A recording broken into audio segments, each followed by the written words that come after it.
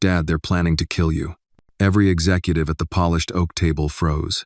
Forks stopped midair, champagne flutes trembled in fingers, and even the scrolling graphs on the screen felt suddenly irrelevant. Then, like thunder following lightning, came the scream. "Run, Dad, run." The glass doors of the Kingsley Energy Tech boardroom burst open as Anna, a 10-year-old black girl with fierce eyes and a high ponytail, stormed in with the force of a hurricane. Her sneakers squeaked across the marble floor, and her tiny frame shook with rage and desperation.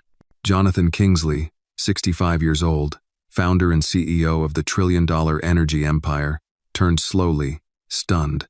The blood drained from his face. "Anna?" he whispered. "What are you?"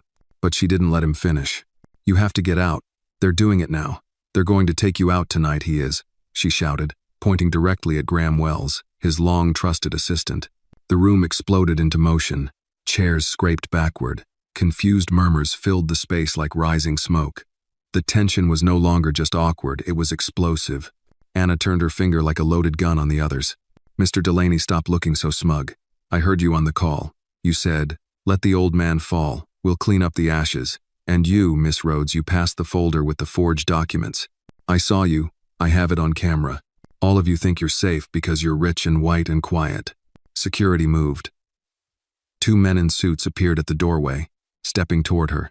"Mr. Kingsley, shall we?" "No one touches her," Jonathan roared, his voice slicing the air. He stepped between them, his eyes furious. "Anna, enough of this. You're scaring people. What the hell is going on?" Anna's chest heaved. Her voice cracked but stayed strong. "You think I'm lying?" She marched toward the table. "Look at your glass, the one next to your right hand. That's not your usual bourbon. That's been dosed. I smelled the almond. Someone crushed lorazepam into it. I found the wrapper in the executive restroom trash." She pulled a crumpled silver foil from her hoodie pocket and slammed it on the table. "You want proof?" Her gaze locked on Graham. "Drink it." "What?" Graham barked, laughing nervously. "This is ridiculous. She's a child. Jonathan, let's just—" "Drink it." The room went silent. Jonathan looked at the glass, then at Graham. The man's palms were sweating. "No? Why not?" Anna pressed. "What are you afraid of?" Graham's mouth opened, then closed. He reached for the glass, but his hand stopped just short. Everyone saw the tremor in his fingers. The forced smile crumbling. "He won't drink it," Anna said coldly, "because he knows what's in it." The room shifted from skepticism to panic. Delaney stood up too fast and knocked over his chair. Rhodes was already edging toward the door. And then Anna turned to her father again, this time calm, composed, deadly certain. "Do you remember the teddy bear I gave you on your birthday? The one that sits on your desk?" Jonathan blinked. "Yes," he said slowly. "Why?" "Pick it up. Turn it around. Under the bow tie."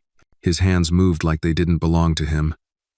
He reached over, lifted the plush bear from the credenza, flipped it over and found a tiny, almost invisible pinhole camera. "Joe from facilities helped me install it," Anna said, softening just slightly. "He was NYPD before he was janitor. I didn't know who to trust, but I trusted him." If you felt a connection with Anna and her courage, give this video a like to show your support. And drop a comment telling us where you're watching from, who knows? Someone nearby might be watching too. Don't forget to subscribe to the channel for more powerful stories like this one. Jonathan stared at her, this girl he had taken in on instinct, this brilliant child who once couldn't make eye contact, now standing in front of boardroom elites like a prophet with fire in her lungs. "Play it," she said. "Play what it recorded last night." One of the IT staff watching from the corner of the room stepped forward, trembling. Jonathan nodded. Seconds later, Graham's voice filled the room from the conference screen. "The old man's not going to make it to next quarter. We'll make it look natural. Slip something into his drink before the quarterly call. Delaney's already set up the transition clause. Rhodes handles PR. It'll look like retirement. Smooth, clean, dead silence." Graham's face turned to stone. Delaney slumped into his chair. Rhodes clutched her pearls and whispered something inaudible. Jonathan looked like he had aged 10 years in a moment. He sank into his chair, the weight of betrayal anchoring his every limb. Anna stood motionless, eyes wide but dry.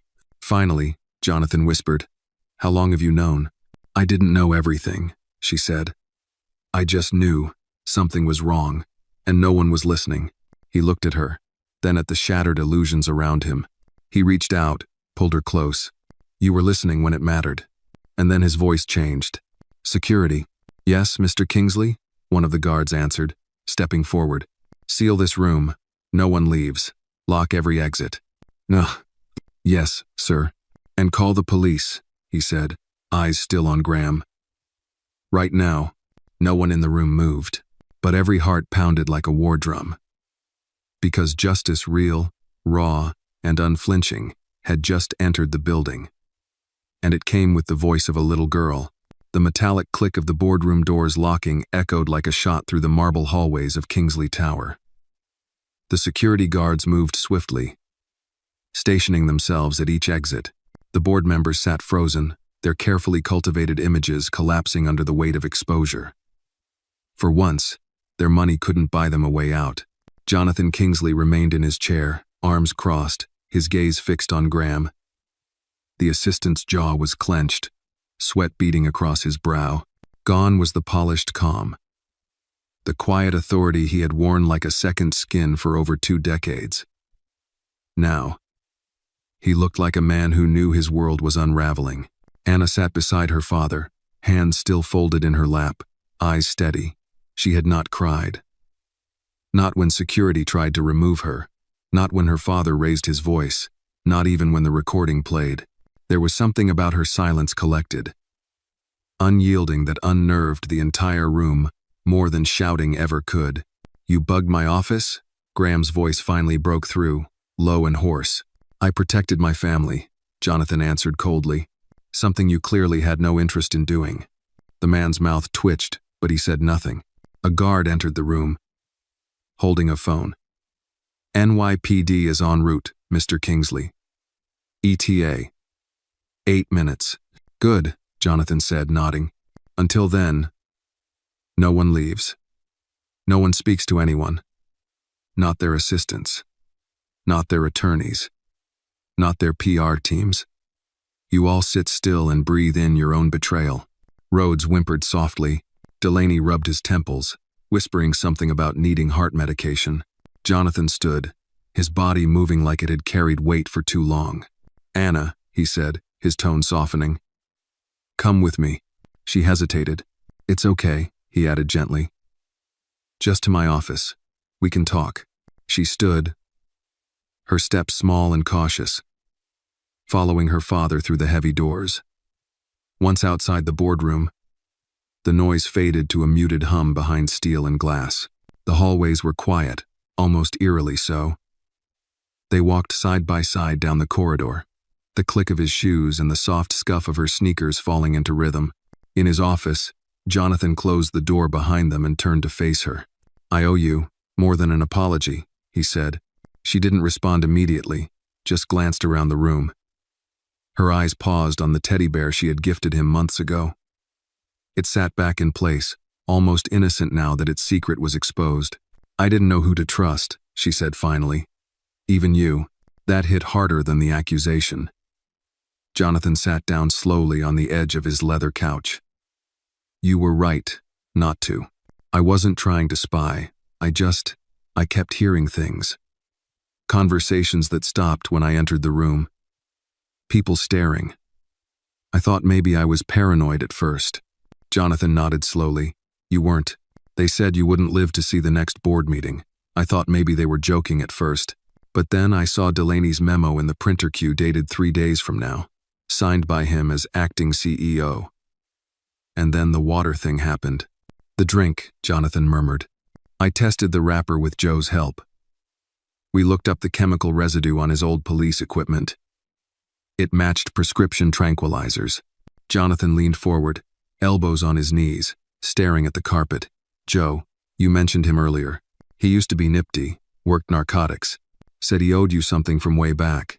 I asked him to help me because I didn't know what else to do." "You were never supposed to be in danger," Jonathan said quietly.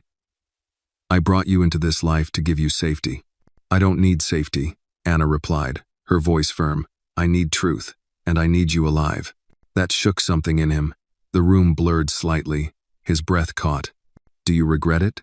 she asked suddenly. "Adopting me?" The question came like a knife between his ribs. "No," he said, not even blinking. "Never. You gave me back something I didn't know I'd lost." "What?" "Purpose." Silence settled over them again, softer this time. He reached over and took her hand, small and warm in his. "I've made enemies in my life, Anna. You exposed the worst of them tonight. But the thing I regret most is that I didn't listen to you right away." She nodded. "You're listening now." Suddenly, there was a knock on the office door. A security guard entered. "Sir, the police are here. They're taking statements. They'd like to speak with you first." Jonathan stood. "Tell them I'll be right there."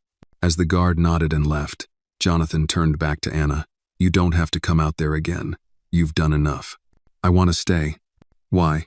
"Because they need to see I'm not afraid of them." He smiled, proud, pained. "You're your mother's fire."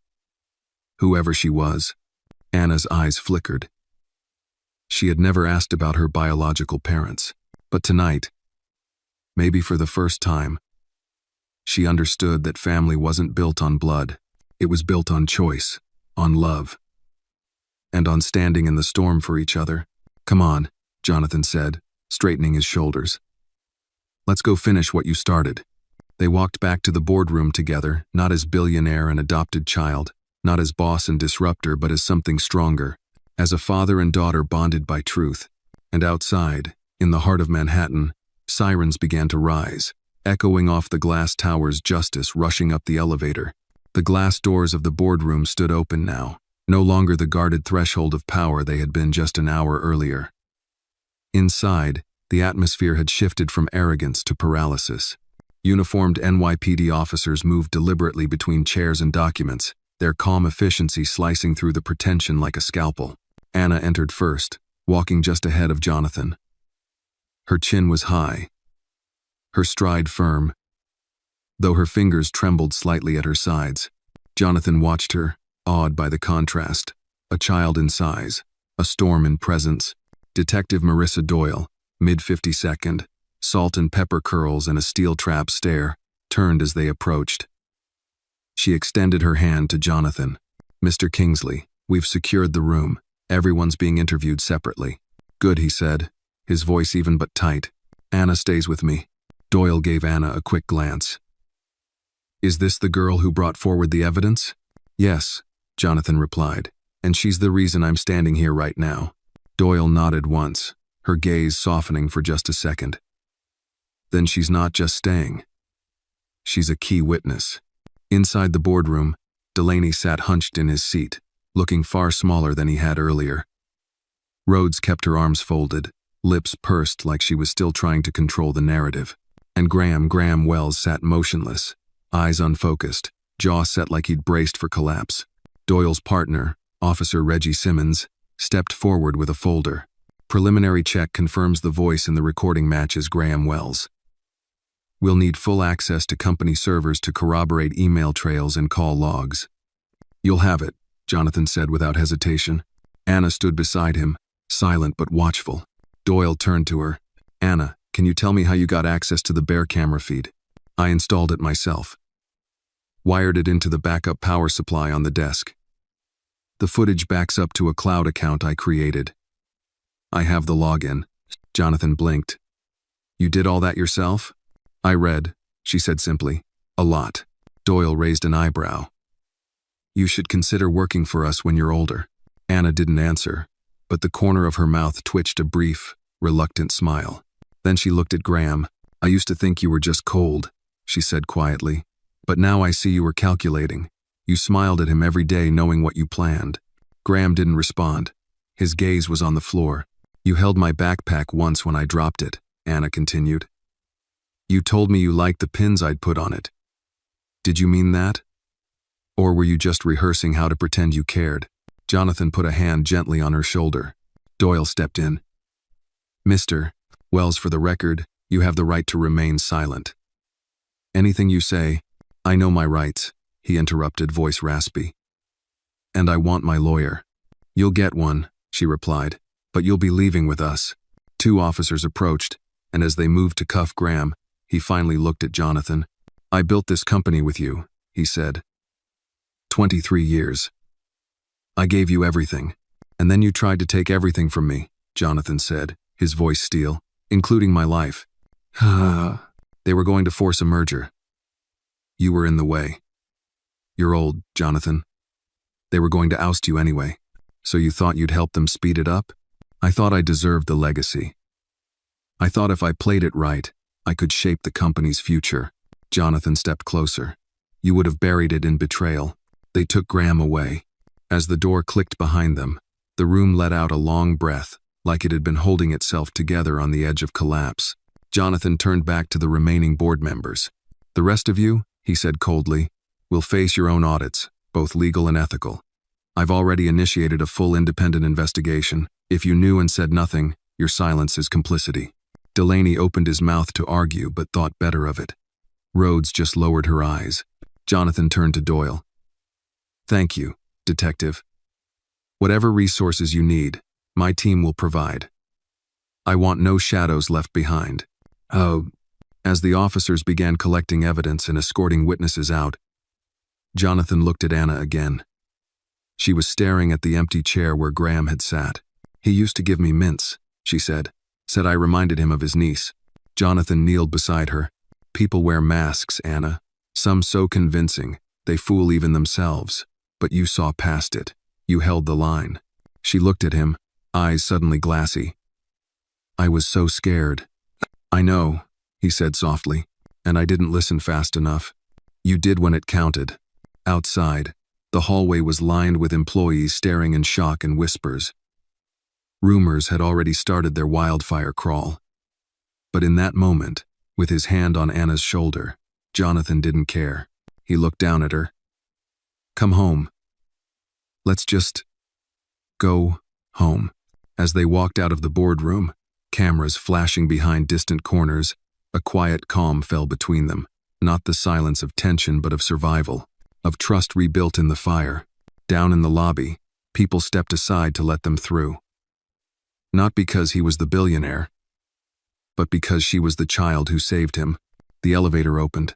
Anna stepped inside first. Jonathan followed. But before the doors closed, he looked back once at the tower he'd built. Now cracked with betrayal. He exhaled, then the doors slid shut. Justice had arrived, but the reckoning was just beginning. The heavy oak door of Jonathan's penthouse swung open with a familiar creak. The apartment, perched high above the Hudson, was bathed in the late evening amber of New York's skyline. Normally, this was a place of retreat, polished marble floors, shelves of rare books, art on every wall, but tonight it felt like walking into a shell. Anna stepped in first, holding her stuffed backpack against her chest. She wasn't clutching it out of fear. She was holding it like it carried the weight of the truth proof she had once needed when no one else listened. Jonathan followed, moving slower than usual. The exhaustion wasn't just physical. Betrayal leaves a different kind of fatigue. He closed the door behind them and leaned against it for a second longer than necessary. Then he peeled off his suit jacket, dropped it onto the back of the nearest armchair, and loosened his tie. "Do you want dinner?" he asked. Anna hesitated. "Only if you're hungry." He smiled tiredly. "I could eat." She nodded, set down her bag, and padded into the kitchen. Jonathan followed, his steps echoing on the tiled floor. The kitchen open, spotless, with high-end appliances that rarely saw use suddenly felt alive. Anna reached for a small Dutch oven on the back burner. "I made soup," she said, almost shyly. "Last night. Before I heard everything." "You cooked?" He blinked. "I like to," she replied. "I was nervous about the board meeting. I wanted to do something normal." She ladled the contents into 2 bowls, simple chicken and vegetable. The scent of rosemary and garlic filled the space, grounding it. They sat together at the small breakfast nook, the city shimmering silently beyond the windows. For a while, neither spoke. They just ate. It wasn't until Jonathan had taken a few spoonfuls that he finally broke the silence. "How did you know what to do?" he asked. "With the camera. With all of it. The recording, the drink, everything." Anna paused. "I didn't know." I just paid attention.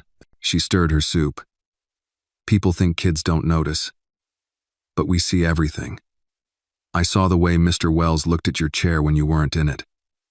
Like he was measuring it. Jonathan's jaw clenched. And Miss Rhodes, she kept talking over you during those dinners, correcting you in front of the others. Delaney kept asking me about your health when you weren't around. Little things. You connected all the dots. I kept a notebook, she said. Wrote it all down. Joe helped me put things together. He said, once you know what you're looking for, the lies fall apart fast. Jonathan chuckled softly. Joe was right. She looked up.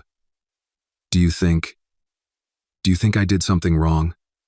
Spying like that? No, he said without hesitation. You did what no one else had the courage to do. You stood up for the truth when every adult in that room was pretending not to see it. Her lips pressed together, the emotion creeping back in. He reached over and took her hand. You saved my life, Anna. That's not something I'll ever forget. A long pause. She finally whispered, I didn't want to lose you. You didn't, he said, squeezing her fingers. You never will. Later. After they cleaned up the kitchen and settled into the den, Anna curled up on the leather couch, hugging a pillow. Jonathan sat nearby in his favorite armchair, staring at the muted television. News coverage of the corporate betrayal was already starting to trickle into headlines. Billionaire CEO nearly poisoned in hostile takeover attempt. Insider coup at Kingsley Energy Tech, thwarted by adopted daughter. She's only 10, who is Anna Kingsley?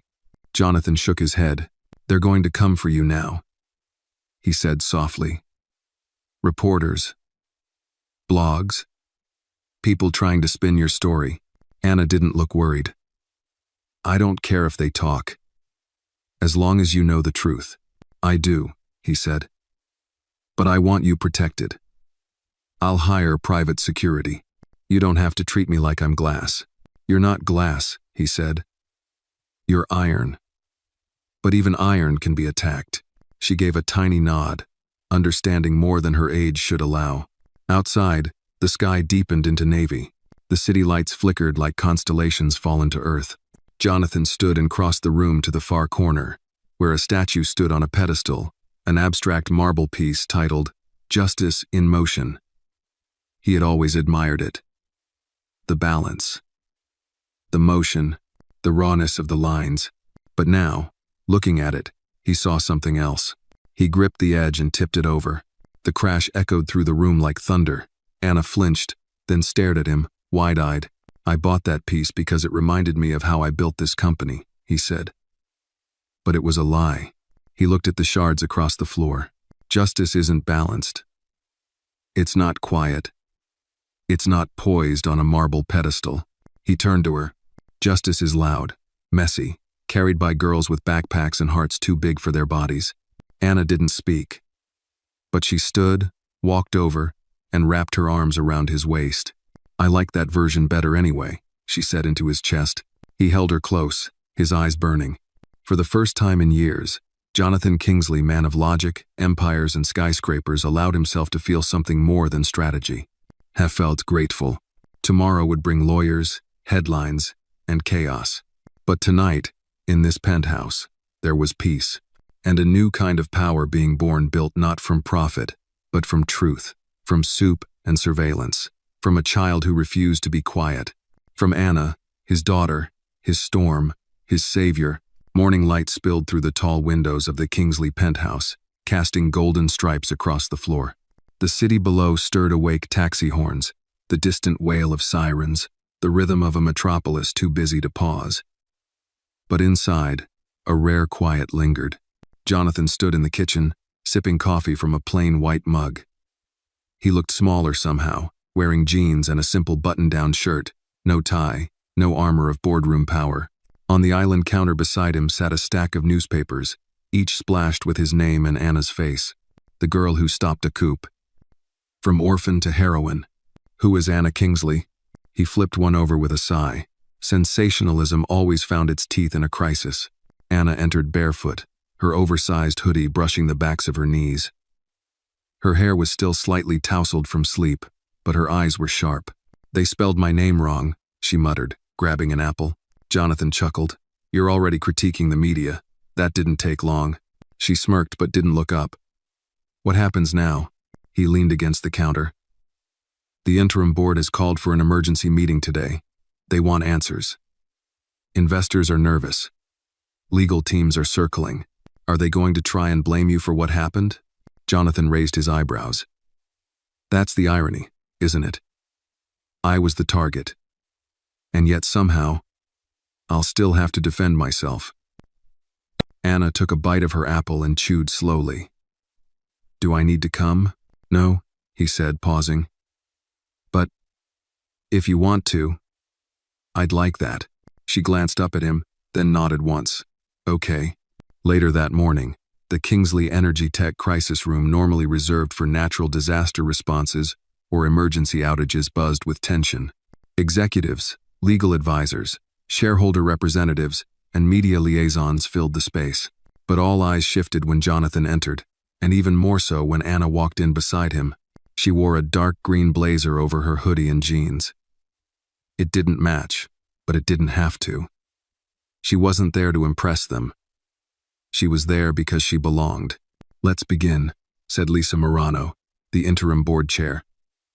Her tone was clipped.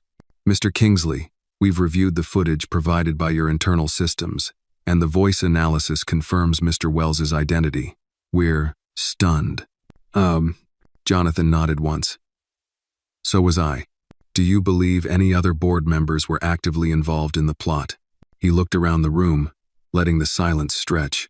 I believe several people knew something was wrong and chose to say nothing. Murmurs rippled through the room. A few avoided eye contact. Lisa cleared her throat. This company has weathered many storms, Jonathan. But this is different. Public confidence is shaken. Our shareholders are. My daughter saved this company. Jonathan cut in. While grown adults sat silent, a 10-year-old girl took action. Let that be our starting point. Anna looked straight ahead, unmoved by the sudden attention. Her eyes scanned the room like a chess player studying the board. Lisa continued, more careful now. We're prepared to launch an independent investigation. But the media storm will require swift strategic communication. We need to shape the narrative. No, Jonathan said. We need to tell the truth. The truth isn't always marketable. But it's always right, Anna said softly. Several heads turned. Jonathan smiled faintly. I'll be making a public statement tonight. Transparent. Unfiltered. If that costs us shares, so be it. I won't build profit on silence ever again. The room fell quiet. After the meeting, as they rode the elevator back down, Anna stared at the numbers counting downward. Do you think they'll fire you? She asked. He laughed, but it was dry. They can't fire me. I am the company. Then what are they trying to do? Control the fallout, manage perception, keep investors happy. Same game, different day. Are you tired of playing it? Jonathan looked at her, then out through the elevator's glass wall to the city beyond. I'm tired of pretending that power has to mean fear. That control is more important than character. Anna nodded slowly. Then maybe it's time to change the game. Back at the penthouse, Jonathan received a call from a name he hadn't seen in years, Elliot Kramer, a retired civil rights attorney who once represented whistleblowers and government witnesses. He'd seen Anna's story on the news. Your daughter's a force of nature, Elliot said. She is, Jonathan replied proudly. I want to represent her voluntarily. If this thing goes national, she'll need someone sharp in her corner. Jonathan agreed. That night, as camera crews set up outside Kingsley Tower and live news feeds buzzed with anticipation, Jonathan stood behind a podium in the lobby. But instead of delivering a polished corporate speech, he stepped aside and gestured for Anna. She approached the mic slowly. I don't have a speech, she said, but I have something to say. Reporters leaned in. I did what I did because I was scared, not because I'm brave, but sometimes being scared is what makes you pay attention. I listened. I saw things. I told the truth. A hush spread across the room, and I hope other kids, other people do the same. Even if no one believes you at first, even if you're small. Jonathan joined her at the mic. She saved my life. And maybe, just maybe, she saved this company too. As flashes lit up the lobby and reporters fired questions, Anna took her father's hand again. This time, it wasn't to protect him. It was to stand beside him as equals, in a world that finally started listening. The next morning arrived not with the fanfare of headlines, but with an eerie calm. Jonathan sat in the kitchen again, a black ceramic mug warming his fingers. This time, it wasn't filled with strong, bitter coffee, it was tea. Chamomile. Anna's suggestion. She sat across from him, cereal in front of her, barely touched. Outside the windows, the skyline shimmered under a pale sun, and a fresh layer of tension hung in the air. "You didn't sleep," she said without looking up. "Neither did you," he replied gently. Anna stirred her cereal, then glanced at the tablet on the counter beside him. A dozen new articles flashed across the screen. Kingsley heiress exposes boardroom conspiracy. She read one headline aloud. "They're calling me the heiress. That's not even what happened." Jonathan smirked. "You're technically my heir if we're being formal. I didn't do this for the company," she said. "I did it for you." "I know." They ate in silence a little longer before a soft knock at the door interrupted their rhythm. It was Joe, tall, lean, worn around the eyes but still sharp. Joe had the quiet confidence of someone who'd lived through too many things to be impressed by much anymore. He stepped in, nodded to Jonathan, then gave Anna a warm, fatherly smile. "Hey, soldier," he said. "Hey, Joe." He handed Jonathan a slim manila envelope. "Your hunch about the offshore accounts was right. We traced 2 wire transfers from a shell company connected to Rhodes to a firm in the Caymans. They line up with the dates you mentioned." Jonathan whistled low. "That's going to bury her." Joe nodded. "Delaney too." He signed off on at least one of the internal memos approving a suspicious vendor contract. "Looks like it was a cover for legal fees in the event of a lawsuit." "No." Anna tilted her head. "They were already planning the fallout?" "People like that always do," Joe replied. "They bet on silence. On fear." Jonathan leaned back in his chair. "What about Graham? He's lawyering up hard, but the DA has enough for a conspiracy charge, and the press is making it harder for anyone to cut backroom deals." Anna stood up and walked to the window, arms folded. "I thought I'd feel better," she said quietly. Jonathan and Joe exchanged a glance. "It doesn't feel like justice yet, does it?" Joe asked. "No," she replied. "It just feels like the noise changed shape." Jonathan joined her at the window. "Justice doesn't always feel like fireworks, Anna. Sometimes it feels like exhaustion.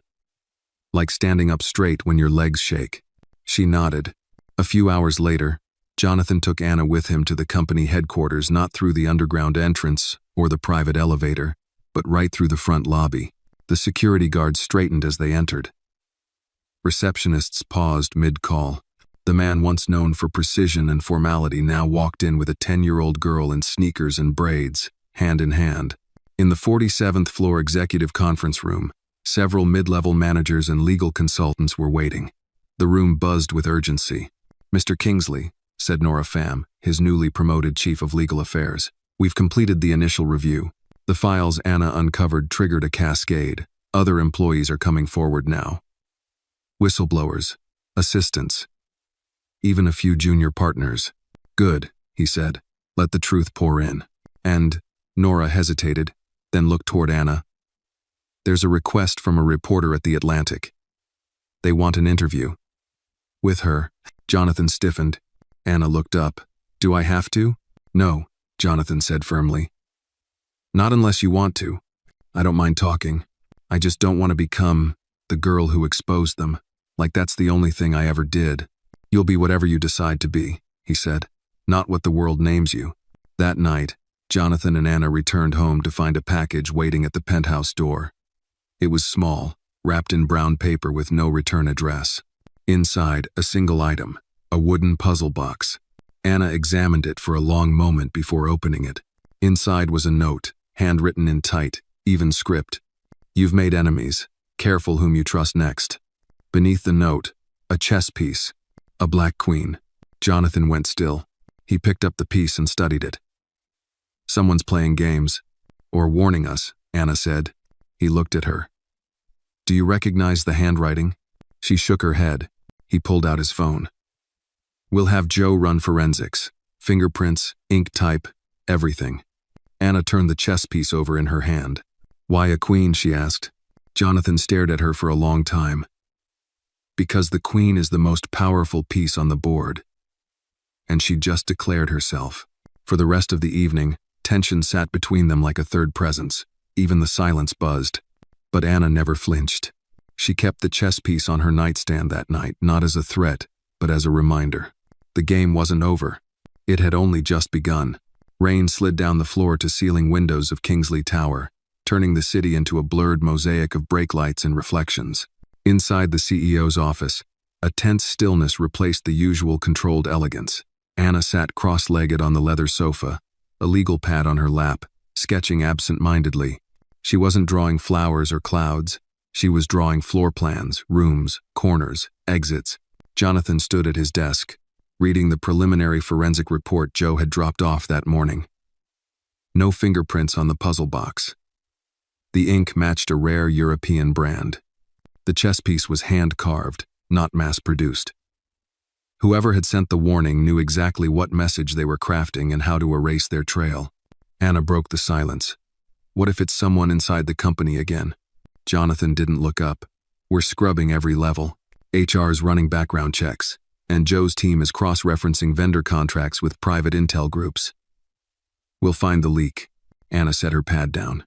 What if they don't leave paper trails? Jonathan finally looked at her. Then we follow the people. Everyone talks eventually, especially when they're scared. His voice had changed calm, but steely. This wasn't the Jonathan who read her bedtime stories or made blueberry pancakes on Sundays. This was the man who'd built an empire in silence, who'd survived boardroom betrayals, and now stood prepared for war. But Anna wasn't scared. She was watching, learning. Do you think it's Rhodes? She asked. She's too polished for theatrics, he replied. Delaney doesn't have the spine. Wells is under lockdown. No. This feels like someone who's been in the shadows longer than we've realized. The intercom buzzed. Mr. Kingsley. Nora's voice came through. There's someone from the Department of Justice here to see you. A special investigator. Jonathan's eyes narrowed. Name? Gerald Pace. Anna's brow furrowed. That name sounds familiar. Jonathan pressed the intercom. Send him up. Minutes later, the door opened and in stepped a tall man in a beige trench coat. Glasses perched low on a sharp nose, his salt and pepper hair slicked back. Gerald Pace looked like he'd been plucked from an old crime noir novel, unassuming, polite, but with eyes that saw everything. Mr. Kingsley, he greeted coolly. Miss Kingsley. He nodded at Anna with a brief smile. You've heard the press, Jonathan said, motioning toward the seat across from his desk. I've read the internal memos, Pace replied, and seen the footage. My office wants to ensure this doesn't spiral beyond legal boundaries. We're considering federal racketeering charges if the conspiracy web is wide enough. Anna leaned forward. What do you need from us? Pace glanced at her, amused by the directness. Everything you haven't told the press. Jonathan slid a file across the desk. Every recording, every timeline. My head of security is compiling a map of digital breadcrumbs. Pace flipped through the pages. There's something missing. Anna blinked. What? Who tipped you off that something was wrong in the first place? Before the poison, before the camera. What made you start watching? Anna hesitated. I overheard a phone call. In the kitchen one night. Mr. Wells said, the old man won't know what hit him. I thought it was just boardroom talk. But then, she trailed off. Pace scribbled something into his notebook. I believe there's a deeper current here, he said. A larger play. Your company isn't just a clean energy front. It's connected to several key government grants. Someone may want control of your tech patents, your lobbying power. Jonathan's eyes sharpened. You think this isn't just corporate? Pace nodded. I think it's geopolitical. I think someone's pulling strings that go far beyond Kingsley Energy Tech. Anna stood up. Then we're going to need help. Pace smiled thinly. Yes. But be careful who you ask. Later that afternoon, while Jonathan met privately with security consultants, Anna returned to her room and retrieved her notebook. She flipped through pages of diagrams, voice transcripts, names circled in red. Her eyes landed on one name she hadn't thought about in weeks: Cameron Vance. He'd been a junior developer who left abruptly 6 months ago. She remembered him giving her extra marshmallows for her cocoa on late office nights. But more than that, she remembered the way he avoided looking anyone in the eye during meetings, like he was hiding. She checked her tablet.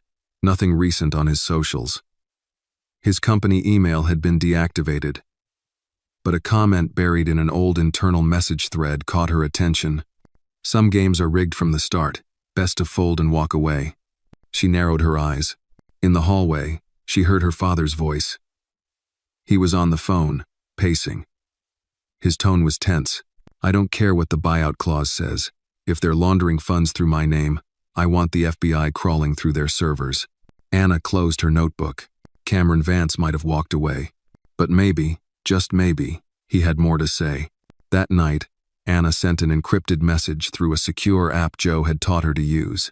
To Cameron V., last known. Subject: You once said the game was rigged. Maybe you're ready to deal. She hit send. Somewhere in the dark web of tech and betrayal, the board wasn't just a table anymore, it was a battlefield. And the smallest player? She was already 2 moves ahead. The reply came at 3:14 a.m. Anna's tablet vibrated softly on her nightstand. She blinked awake, heart already racing. In the stillness of the dark room, lit only by the dim glow of city lights bleeding through the blinds, she pulled the device closer and opened the message. Cameron V., last known. I didn't expect to hear from you. Not like this. Meet me tomorrow. No phones. No security. If you really want the truth, come alone. 4 p.m. Pier 12. Anna stared at the screen for a moment, her breath shallow. She climbed out of bed and tiptoed down the hallway. Jonathan's office door was closed, but a thin sliver of light glowed from beneath it. She knocked twice. Come in, his voice replied. He was at his desk, suit jacket discarded, sleeves rolled up, the same file from Gerald Pace open beside a tumbler of untouched whiskey.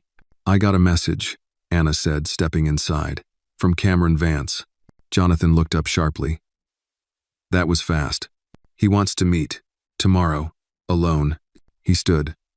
Absolutely not. I have to go, she said. He's not going to talk if he sees anyone else. He's scared. Jonathan ran a hand through his hair. You're a child. I'm not sending you into a possible setup alone. I won't be alone, she said. You'll be close, just not visible. He hesitated. I know you trust me, Dad. Trust me enough to let me finish what I started. He stared at her for a long time before finally exhaling. Joe will track the area. We'll plant comms in your jacket. But if anything feels wrong, I pull out, she finished. The next afternoon, the Hudson River glimmered under an overcast sky. Pier 12 was nearly abandoned old cargo containers rusting beside long-forgotten machinery. The wind carried a salty chill, and the only sound was the occasional seagull's cry. Anna stood near the edge of the dock, hoodie zipped up, small earpiece hidden beneath her braids. Comms check, came Joe's voice in her ear. Loud and clear, she whispered. Jonathan's voice followed. I'm in the car 2 blocks away. I'll come in if I have to. Then silence. At 4:06, a figure emerged from the shadows between 2 stacked containers. Cameron Vance looked older than Anna remembered. Gaunt. Nervous. His eyes darted around the pier like a hunted animal. He approached slowly. Hands visible. You came, he said. You asked, she replied. He gave a dry laugh. You always were blunt, just like your father. You worked for him. I worked under him, he corrected. Big difference. What happened, Cameron? He looked out at the water. You think the board tried to kill your dad just for power? For his seat? That's what they want you to believe. Anna's heart pounded. Then what was it? They were scared of what he found. The core project. The data. The new battery system he's been testing, self-healing nanocells. If he patented that, he'd bankrupt the fossil fuel lobby in 2 years. She blinked. I thought it was still in development. It's ready, Cameron said. Has been for months. But when he refused to sell the tech to an overseas bidder through a shell holding group, that's when things started unraveling. Anna clenched her fists. So this wasn't just greed, it was sabotage. They needed him out of the way. Not dead necessarily, just compromised. But someone got impatient. Cameron reached into his coat and pulled out a small flash drive. This is the original algorithm. The specs, the logs, everything. Anna stepped forward cautiously and took it. Why now? She asked. Because I'm done running, he said. And because someone sent me a chess piece last week. A white knight. With a note. Your move. Anna's blood ran cold. Do you know who sent it? Cameron shook his head. But they're not working alone. There's something bigger coming. A screech of tires in the distance made them both flinch. That's your cue, he said. Before she could ask more, he was already walking away, vanishing between the containers like a ghost. Back in the car, Jonathan drove them in silence until they reached the private data lab on the 19th floor of Kingsley Tower. Joe was already there, waiting by the terminal. Let's see what he gave us, Joe said. Anna handed over the drive. Within minutes, the room filled with blueprints, test logs, prototype timelines, and most damning internal memos detailing an offer from a Luxembourg-based energy conglomerate to purchase the tech under the table. It's all here, Joe murmured, enough to trigger a federal investigation. Anna leaned over the screen. One file caught her eye, a surveillance photo. Grainy. Black and white. Her father, exiting the building. A red cross marked his chest. The timestamp, 3 weeks before the board meeting. Jonathan's face hardened. That's not corporate espionage, he said. That's a kill order. Joe nodded grimly. We're dealing with more than greedy executives now. This is organized, funded, international. Oh. Anna stepped back from the screen. The world tilted slightly. Everything they thought they understood had just been shattered. She looked at her father. What do we do now? He reached for her hand. We go public. With everything. No more hiding. No more backroom deals. And if they come for us? Jonathan looked into her eyes. Then we remind them what happens when they try to silence the truth. That night, Anna sat in her room, the white knight chess piece Cameron had given her resting on her windowsill beside the Black Queen. She looked out over the city, whispered to herself, check. A storm rolled in over Manhattan the next morning, thunder crackling above Kingsley Tower like the growl of something ancient and furious. Rain streaked the windows in violent patterns, but inside the tower's data lab, the only sound was the quiet tapping of keys. Joe sat hunched over the terminal, his brow furrowed, eyes darting across cascading lines of encrypted code. Anna sat beside him, chewing on a pencil. The Black Queen and White Knight chess pieces now resting beside her notepad like silent sentries. Jonathan paced behind them, one hand on his hip, the other holding a disposable phone. His voice was calm, precise, issuing orders to legal teams, speaking in half sentences that only made sense to those fluent in corporate warfare. This is our proof, Joe said finally. Cameron's files show not only the sabotage, but direct communications between Delaney, Rhodes, and the foreign energy firm coded messages routed through offshore shell companies, burner emails. Some of these trace back to defense contractors. Jonathan leaned in. That explains the level of risk. This wasn't just about profits. They wanted to weaponize our tech. Anna frowned. You mean, they wanted to sell the battery system to the military? Worse, Joe replied. To whoever paid the highest price. Energy independence is power. And someone was planning to sell that power to destabilize entire regions. Anna felt a chill creep down her spine. And now we're in their way. Jonathan turned to her. We've been in their way from the start. But now we have leverage. He opened a secured file on the terminal, a draft of the public statement they would release by the end of the day. It included names, financial transfers, metadata, and a short video clip Anna had taken in her father's office the day of the poisoning attempt. It showed Wells subtly reaching into his pocket, glancing toward the glass of water. Too much truth all at once will get us silenced, Joe warned. We need to control the pacing. Release what we can, survive. Jonathan nodded. We'll start with the patent theft and offshore bribery. The assassination attempt stays quiet for now.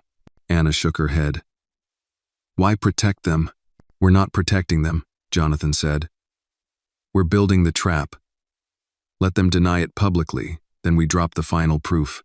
Later that afternoon, Kingsley Energy Tech's official press release went live across every major outlet. Jonathan stood before a bank of microphones, Anna beside him, their silhouettes framed by storm clouds behind the glass. The truth has a cost, he began, voice low but unwavering. But it's far less expensive than the price of silence. Over the past year, members of our own executive board engaged in fraudulent deals designed to undermine the integrity of our technology and compromise national security. We are pursuing criminal charges, and we are cooperating fully with federal authorities.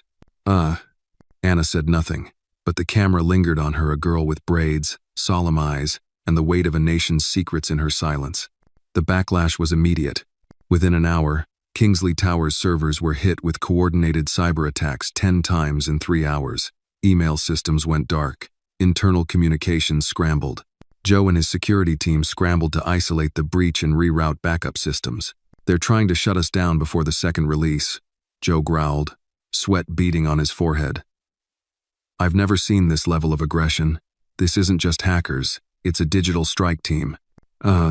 Meanwhile, the board members named in the initial statement, Delaney, Rhodes, and 2 others, issued pre-recorded rebuttals through their attorneys, claiming Jonathan had misused a vulnerable child to stage a personal vendetta and accusing him of fabricating evidence to distract from poor leadership. Anna watched one of the videos, her jaw tightening. They're going to make it about me. Jonathan placed a hand on her shoulder. Let them try. The truth will outlive their spin. The next blow came not from the media, but from inside the Justice Department. Gerald Pace returned, this time not with support but with concern. You've stirred a hornet's nest, he said, his voice lower than usual. Certain names on those files? They link to people above my pay grade. Military-industrial complex types, senators, lobbyists. If you go public with the assassination attempt, I can't protect you. Jonathan's eyes darkened. So we're supposed to back down? I'm saying choose your battles, Pace replied. You've already exposed enough to put half your enemies in prison. But if you push too hard, too fast, you'll disappear into some back alley headline no one will question. Anna looked him in the eye. They tried to kill my father. We're not stopping. Pace hesitated, then nodded slowly. Then I'll do what I can. But tread carefully. This isn't a boardroom fight anymore. It's a war. That night, the storm outside grew heavier. Thunder rolled endlessly, and the city seemed to hold its breath.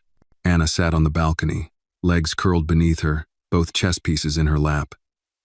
She stared at the skyline, feeling the gravity of every choice pulling on her bones. She whispered to the rain, "It's our move now." And somewhere, beneath the shadows of power and profit, someone was listening. Morning dawned without sunlight, just a hazy gray blur that clung to the skyline like fogged glass. Kingsley Tower was still, too still for a building at war with its own past. The security scanners chirped less frequently. Footsteps echoed longer in the marble halls. People spoke in half-whispers, as if the walls themselves might be listening. Anna sat at the long glass table in her father's private briefing room, a steaming cup of cocoa in front of her. The chess pieces stood to her left, now more like totems than toys. Joe entered with a folder, his usual calm rattled. They tried again. Another phishing attempt, this time through an executive assistant's login. We caught it. Barely. Jonathan looked up from his tablet. They're getting desperate. Or confident, Joe replied. This time they used internal clearance codes. Someone on our current payroll is feeding them. Anna's eyes narrowed. Still playing mole, even after the press conference? Especially after, Joe said. They know what's coming. And they're trying to get ahead of it. Jonathan stood. Then we don't give them time. We go with the next wave. The assassination attempt. Joe hesitated. I thought we agreed. We delay any longer. We lose momentum. Jonathan interrupted. We show the footage. We name the handler. We burn it all down. Anna looked between them. I want to be the one to present it. Both men turned. You'll get attacked, Jonathan warned. Harder than ever. I don't care, she said. They already made me the symbol. I might as well write the meaning. That afternoon, in a private studio within the tower, Anna sat in front of a camera. The room was silent, thick with the weight of what she was about to do. A producer counted down with his fingers, and a red light blinked on. "My name is Anna Kingsley," she began, voice even, hands folded. "You've heard things about me. Some of them are true. Some of them aren't. But this isn't about me. It's about a truth someone tried to bury with poison and silence." The video played behind her, a short clip from the boardroom, slowed frame by frame. Wells glancing toward the glass, the subtle twitch of his fingers, the shifting of his eyes. Then a second clip, security footage of Anna digging through a waste bin, pulling out a crushed blister pack, holding it up, then a third. A micro-drone camera feed embedded in the teddy bear on Jonathan's desk. The conversation between Delaney and Rhodes, casual and cruel, discussing Jonathan's accidental overdose. Anna's voice returned. "They didn't just try to ruin my father. They tried to erase him. To sell the future to the highest bidder. But the future belongs to all of us." The video ended with one sentence on a black screen. "You deserve to know who tried to rewrite your reality." Within hours, it was everywhere. Cable news anchors debated it live. Podcasts dissected the footage frame by frame. Public opinion swung hard. Protests erupted outside the homes of board members. Investors panicked. 2 sitting senators issued formal statements calling for a federal inquiry. But with the light came shadows. A message arrived that night, tucked into a bouquet left at the tower lobby. No card, just a single white lily. Anna knew what it meant. So did Jonathan. "They're making it personal," he said, trying to scare us into silence. Anna didn't blink. "Then we speak louder." The next morning, Gerald Pace returned, not alone this time. He brought with him a woman in a dark blazer and no-nonsense demeanor. Her name was Alicia Ford, from a quiet but powerful department that rarely made public statements. The Federal Bureau of Energy Security. "I've been briefed," Alicia said. "We're escalating this to national emergency classification. We need your internal archives, encrypted files, and all project prototypes moved to a secure federal lab by midnight." Jonathan raised an eyebrow. "That's a tall order." "It's not a request," she replied. "You lit the match, Mr. Kingsley. Now we need to contain the fire." Anna stepped forward. "You're not trying to cover it up, are you?" Alicia looked at her carefully. "No, Miss Kingsley. I'm trying to keep you alive long enough to finish the story." Joe handed over the required drive. "Expect retaliation," Alicia said as she left. "And soon. You're not just threatening profits anymore. You're threatening leverage, global influence, power."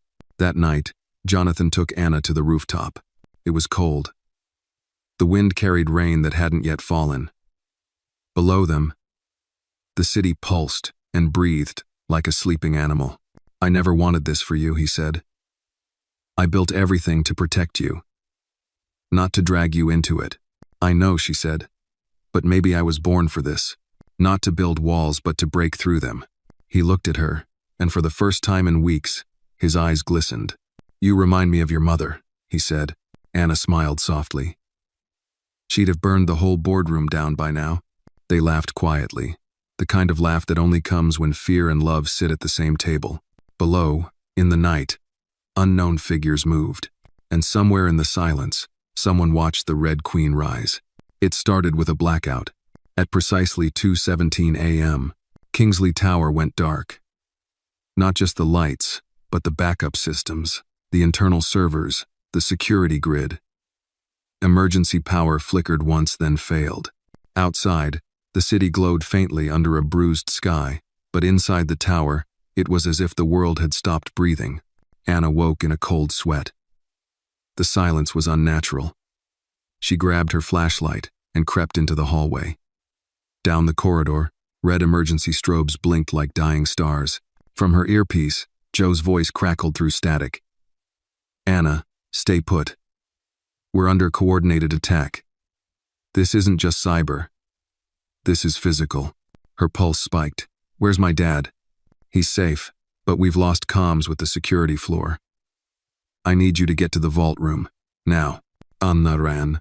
20 floors down.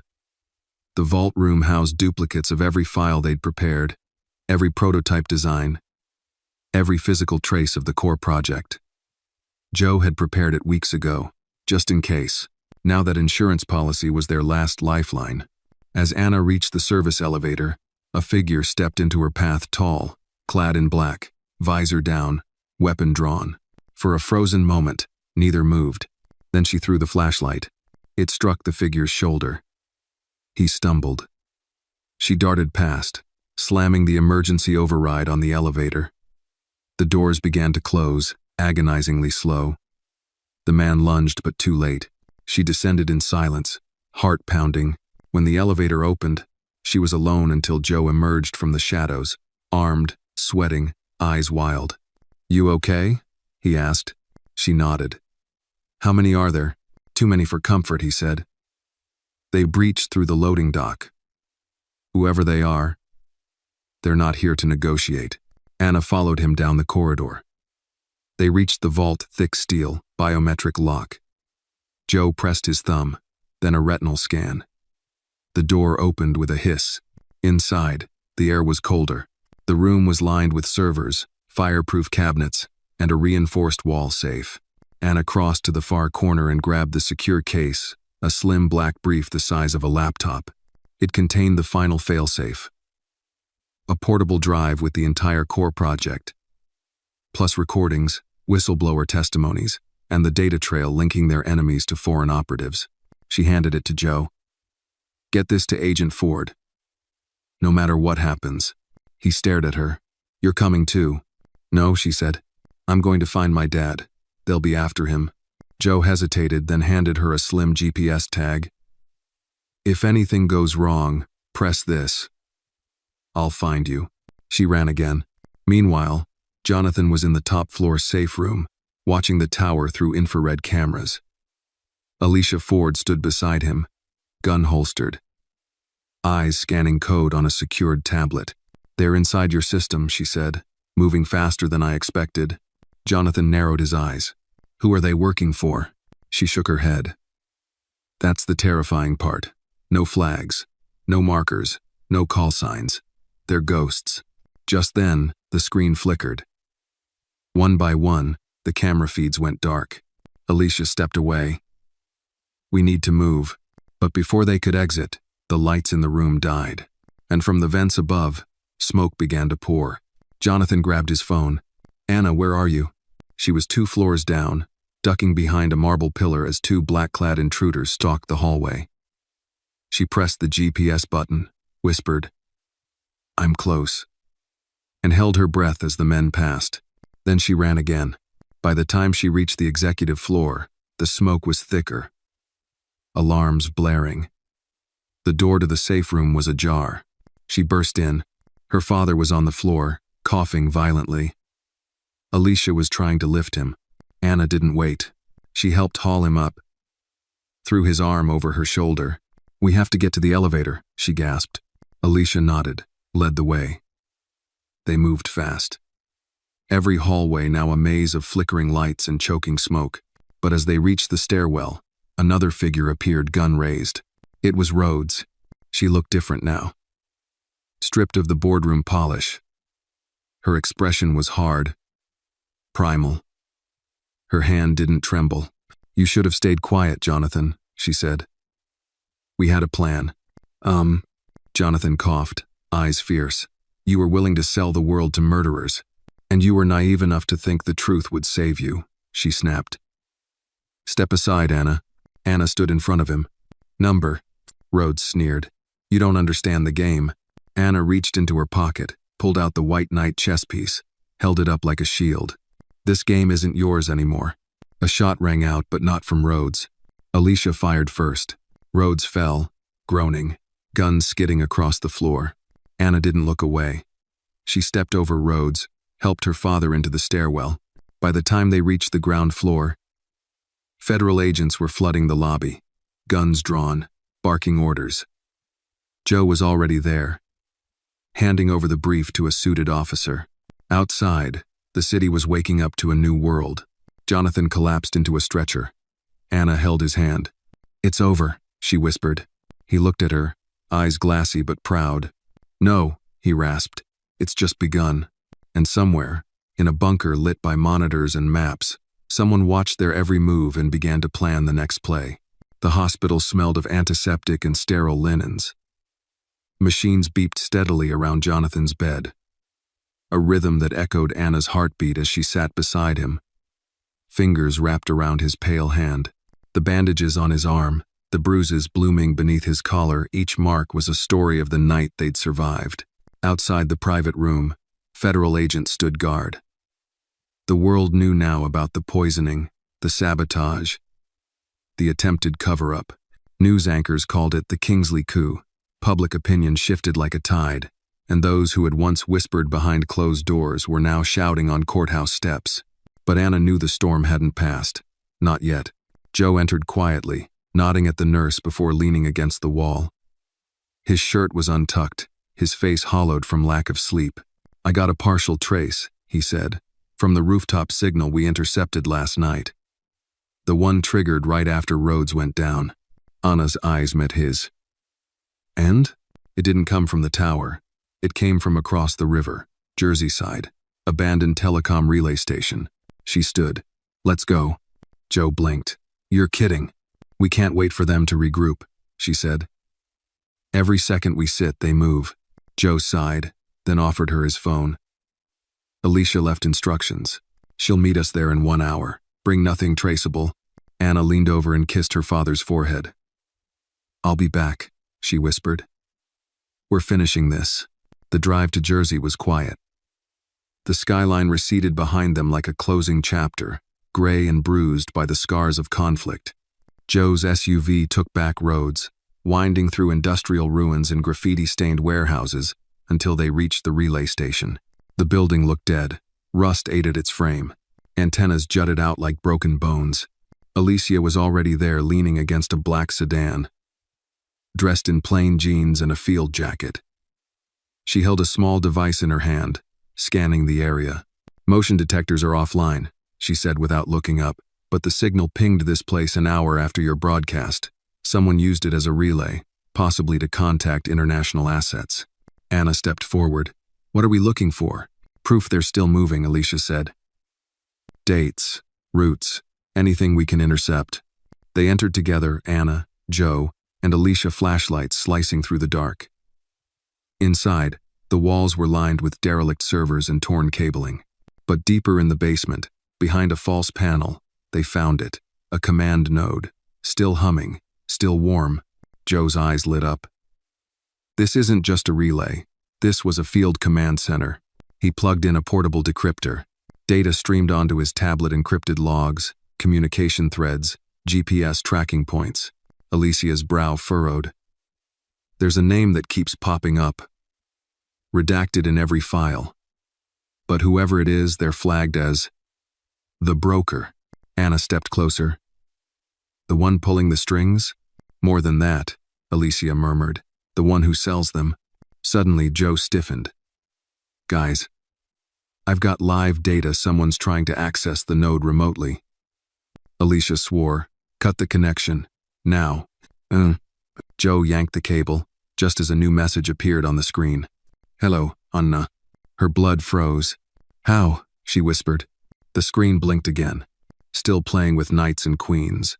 But you haven't met the king." Alicia pulled Anna back. "We're compromised. Move." They bolted out of the building just as a low rumble shook the walls.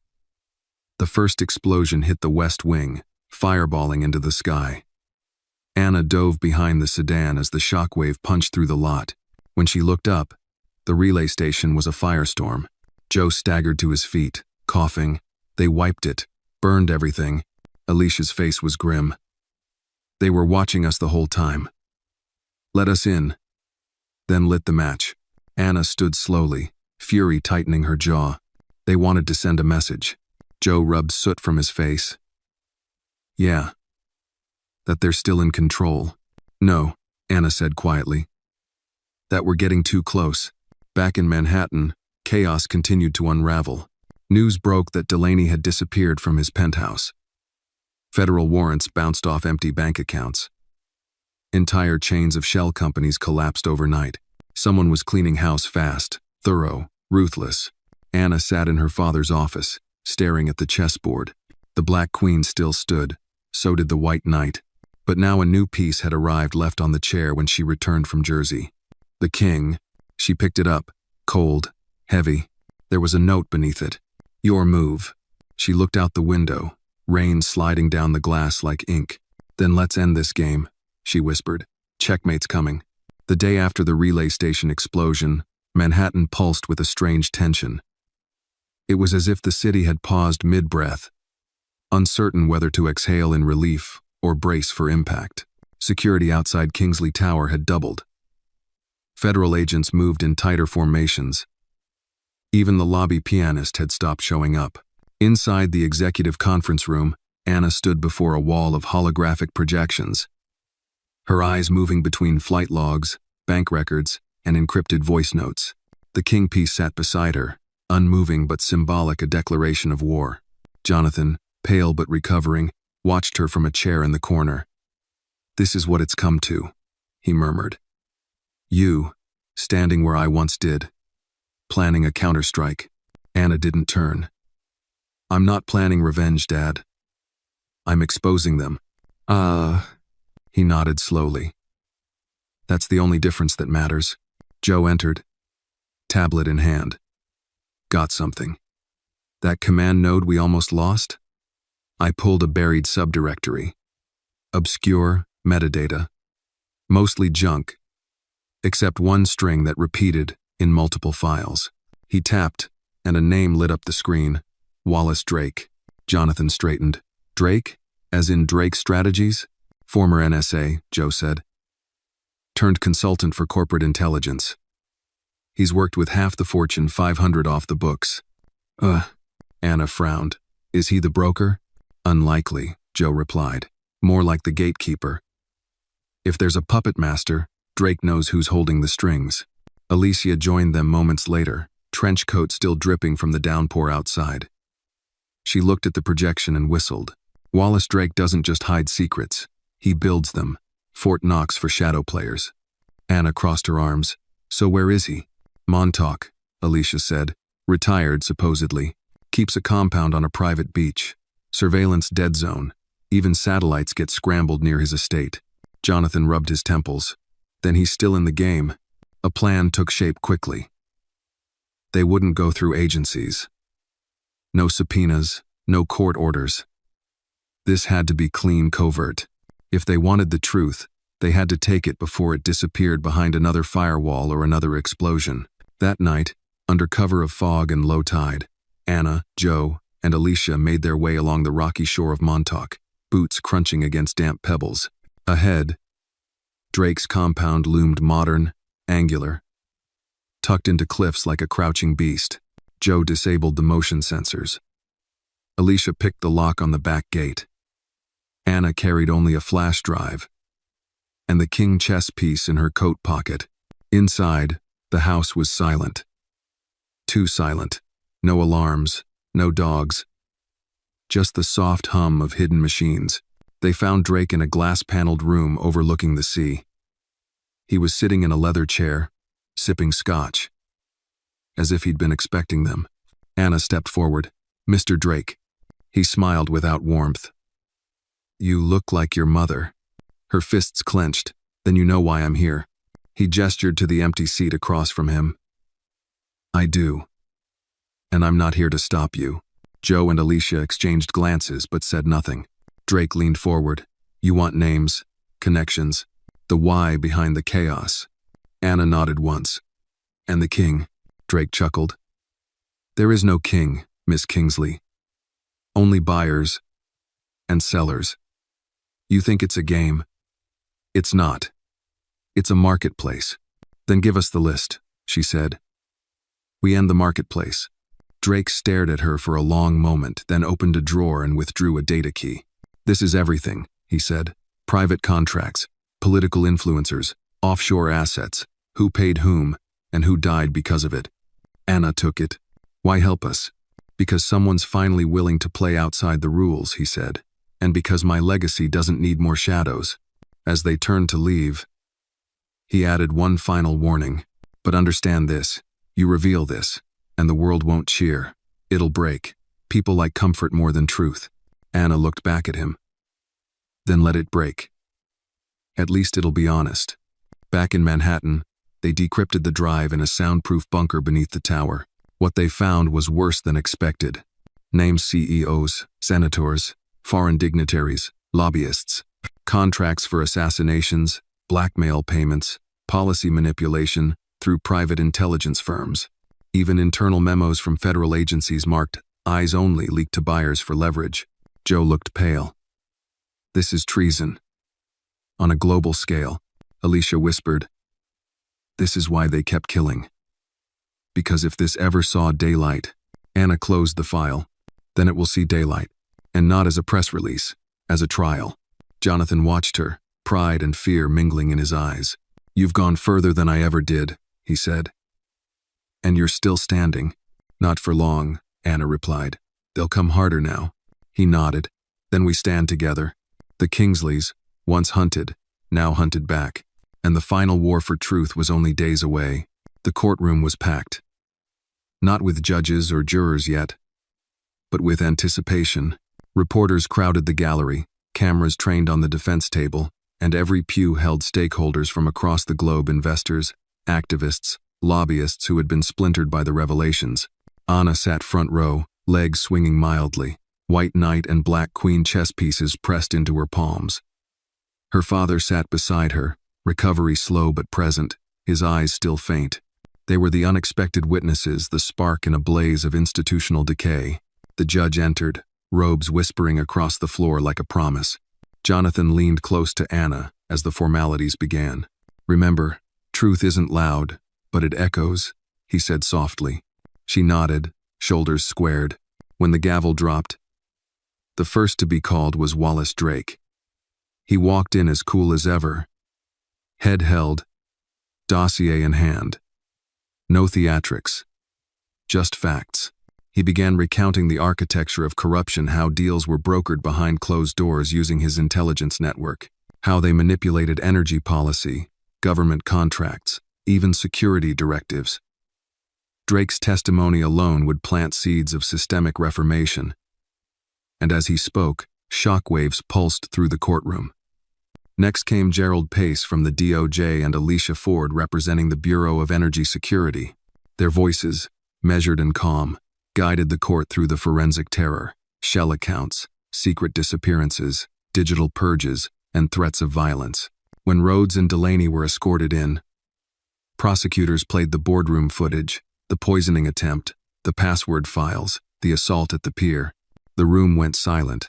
Audrey, hush on lives that had once thrived in polished power, saw its reflection in raw, unforgiving truth. Then came Anna's moment. She stood unsteadily, her voice softer than expected but resolute. When they placed the king and knight on my chessboard, I saw my place in a game I didn't start, she said. I watched. I listened. I refused to fold to shadows. Because I knew, truth isn't about winning. It's about refusing to stop playing. She held the two pieces forward, letting the judge and the room absorb the symbolism. An innocent act, defying manipulation. When she finished, the courtroom exhaled, as if holding its breath for decades. Later that afternoon, jurors began deliberations. Outside, headlines bled into billboards and live broadcasts. Child savior sparking institutional reckoning. Energy empire purged of corruption. Truth wins. A family stand against global covert ops. Anna and Jonathan walked home in silence, hand in hand, the chess pieces now resting on the dashboard like talismans. That night, in the penthouse, they sat at the dining table over cold tea, exhaustion and relief serving dinner. Jonathan looked at Anna, eyes soft. You changed the game, he said. She smiled, tired but brave. Now the rulebook changes too. On the kitchen counter, Anna aligned the chess pieces, knight, queen, and now the king beside them. They formed a silent coalition, much bigger than a game. They represented discipline, power, and strategy united.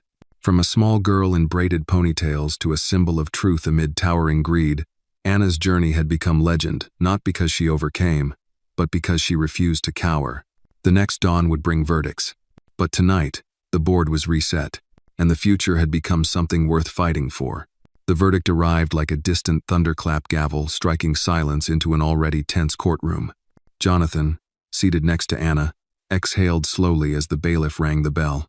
We, the jury, find the defendants Rhodes, Delaney, and their co-conspirators guilty on all counts of conspiracy, attempted murder, corporate fraud, and high-level corruption.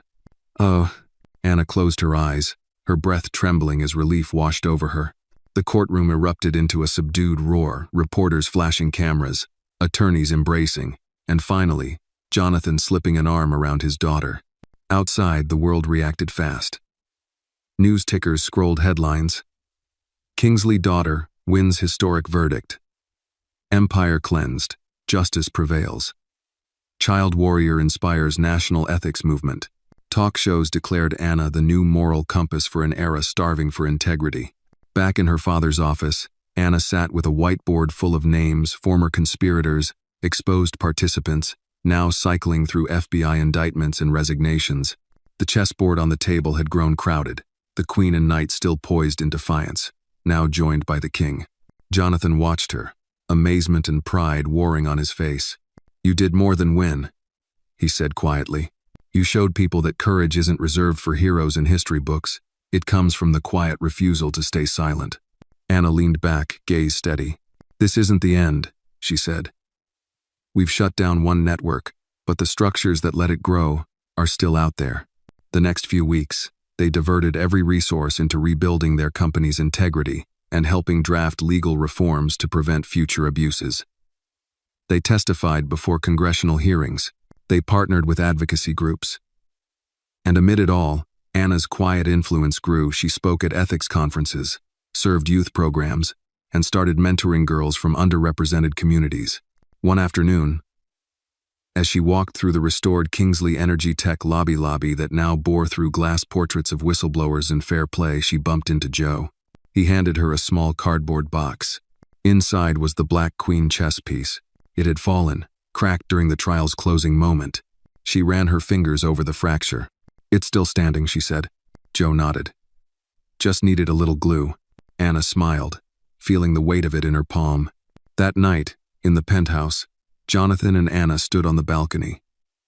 The skyline stretched out beneath them, calm, lit, healing. "I used to think empires were built on dominance," he said. "But maybe this one, ours, was built on truth." Anna looked up.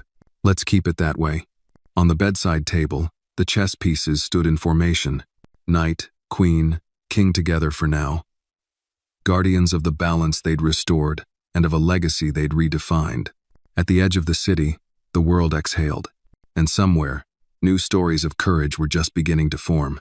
Early youth programs often begin with warm chaos, laughter, spilled paint, and vibrant energy. But today, the auditorium at the community center near the Bronx was nearly still. The crowd, mostly older adults in folding chairs, watched in rapt attention as Anna Kingsley, 10-year-old hero turned youth mentor, stepped to the podium. Her braids were braided back in a neat knot, a splash of pink light in her cheeks. She stood tall, hands gripping the edges of the lectern, chest open like a flame-resisting wind. "Thank you," she said, voice clear. "When I started this journey, I never thought I'd be here telling you what to do. I just wanted to save my dad." A hush, but I learned something. Saving one person can change a whole world. Her audience smiled, eyes bright. They didn't need explanations in headlines. They had seen the ballot boxes swing, watched the courts tremble, and understood that truth when held by the smallest hands could shake pillars. Backstage, Jonathan watched her from the side door. His face was tired, carried by years he hadn't fully felt. The boardroom battles, federal indictments, legislative hearings all had pushed him beyond the walls of money into the realm of legacy. And this, watching Anna connect with older adults, inspiring them to volunteer, advocate, and now fund a youth justice scholarship, felt like the real work. 3 rows back, Joe leaned over. "She's got a gift," he said softly. To make you feel like you never stopped being the hero. Jonathan nodded. She passed it on. On stage, Anna held out a small golden award. "This is for Mrs. Fletcher," she announced, "for teaching me that stories matter and helping me find my own voice." Mrs. Fletcher, a retired teacher, stood, tears in her eyes. Anna handed her a carved trophy of a student reading, light shining through pages. It was simple, honest, and powerful. Later, in the reception, tables glowed with soup and bread donated by local sponsors. The room buzzed with conversation about justice, ethics, and youth. Anna floated through, offering hugs, shaking hands, smiling with ease like she'd always belonged here. Jonathan approached her at a small table lined with scholarship flyers titled, "The Anna Kingsley Ethical Future Fund." "You don't owe any of this to us," he said gently. She looked up. "We owe it to them." He pulled her close. "Let's go home," he said, voice tender. At home, in the penthouse living room, they found a modest package waiting on the coffee table. Inside, 2 more chess pieces, a white bishop and a black rook. No note. Just quiet. Anna picked them up, turning them over in her hands. "New players," she whispered. Jonathan smiled. "Looks like they're watching the board." Anna arranged all 5 pieces, knight, queen, king, bishop, rook, in a quiet semicircle on the polished table. Not dominance or hierarchy, but unity, a new world shaped by shared strength. Sometime later, Anna sat on the balcony at dusk. The building lights blinked like fireflies around her. She held the knight in one hand, the rook in the other. "It's not just about fighting power," she murmured into the dark. "It's about building balance."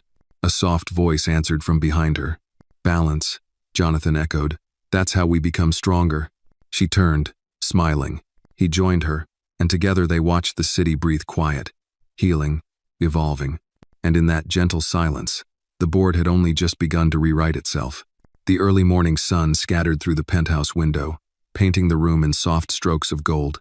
Anna stood by the chessboard on the dining table, gently turning the newly added bishop and rook between her fingers. Their smooth surfaces seemed to pulse with possibility. "Checkmate didn't come from crushing the board," she murmured. "It came from rebuilding it." Jonathan joined her, fresh from a meeting with congressional aides and federal mandate strategists. His face, though worn, glowed with quiet victory. "We're drafting a National Whistleblower Protection Act," he said softly. "Inspired by you, of course." Anna smiled, a warmth in her eyes that mirrored her father's prides. They spent the morning taking attendance at the scholarship committee, handing out grants to teenagers pursuing ethics, civic leadership, and STEM for the underserved. Each handshake carried the weight of courage she believed everyone deserved. Later, in her room, Anna opened her diary. She paused on the first page, written just before the boardroom meltdown. "I don't know what's coming, but I know I can't be silent anymore." She read those words and finally felt the shift in her heart, the acceptance that her voice had always mattered, even when she doubted it. That afternoon, Joe knocked and entered, carrying a small envelope. "For you." He offered it gently. Anna opened it to find a photograph her and her dad, taken at the Coney Island pier years ago. They were laughing, sugar cone between them.